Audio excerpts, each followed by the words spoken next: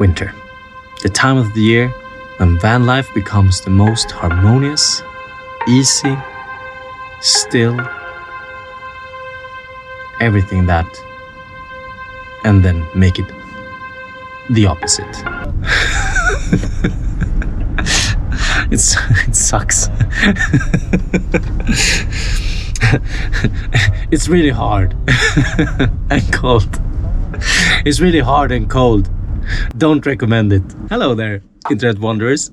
Ever wondered why van life and winter aren't a match made in heaven? Well, I got some tips for you and how to make it epic. So, here are a few things you need to consider. The heater is essential. The heater I'm using is an Autotherm Planar 2. So I just press this button and over there it heats up. The Webasto is run on diesel and that's really good.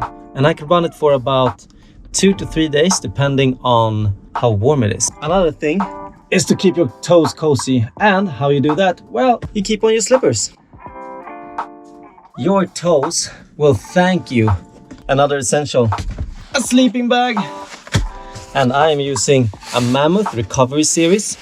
This bad boy is really nice. It's a lot cheaper than the Doven ones because it's made from nylon.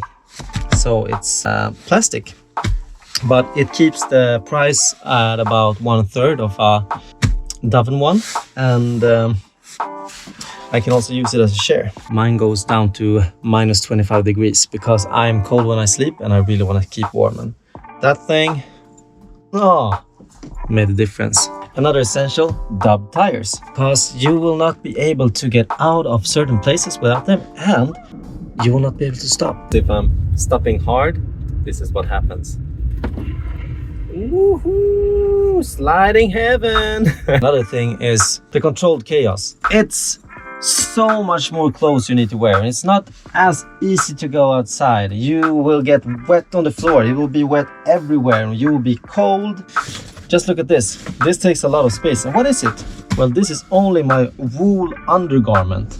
Wool is an essential part of keeping yourself warm. Another thing that you have to be prepared for is having your feet cold.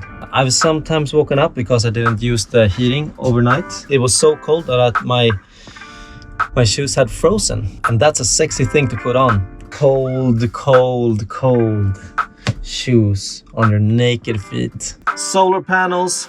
It isn't as much sun when traveling in winter, especially in Norway. In the darkest parts, you only get like, on a good day, 2 hours of sun. And that means that you won't have electricity for any of your essential things if you want to stay longer at a place. You will struggle with space because you need more space for the things you want to do in winter. Skis, thingamadings. Like, I've never seen a snowboard that is small. So be ready for the real-time Tetris every day. I don't have that problem. I only have my piano. Well, now you might be thinking, this sounds like a nightmare. Well, fret not, because there is a remedy. You're in a freaking mobile home, and you can just move it and get into one of these places instead. Look at this.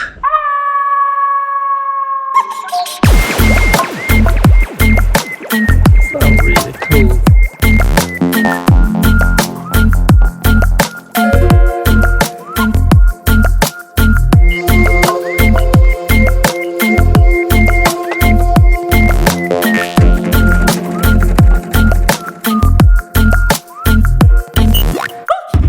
Look at this, I'm driving around cows.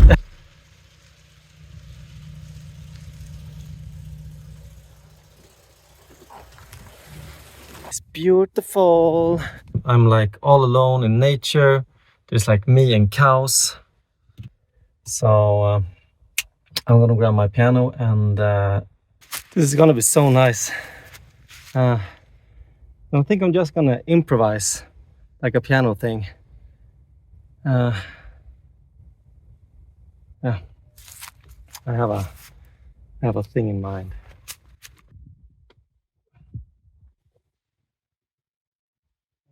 While I was doing this, my battery died. So I was like, fuck! The drone is over there in the air, and now we're gonna have some improvised piano at this lovely place. And there's cows. Okay, this is for you, cows. I hope you enjoy it. I'm just gonna turn up the volume a bit.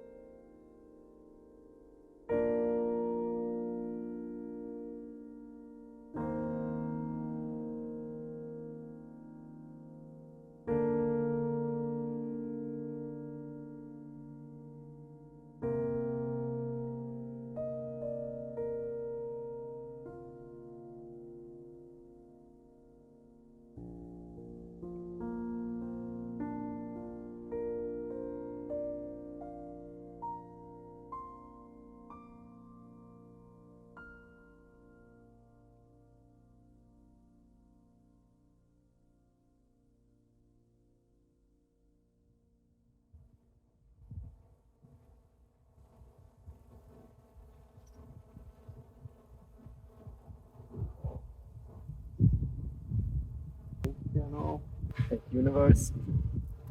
I wonder if it became any good. Oh no, was I out of focus the whole time? Oh, was I out of focus the whole time? Oh, that sucks. So there you have it, explorers. Winter van life has its challenges, but with a pinch of resourcefulness, it transforms into an adventure worth living. If you enjoy the ride, like, meditate, and subscribe.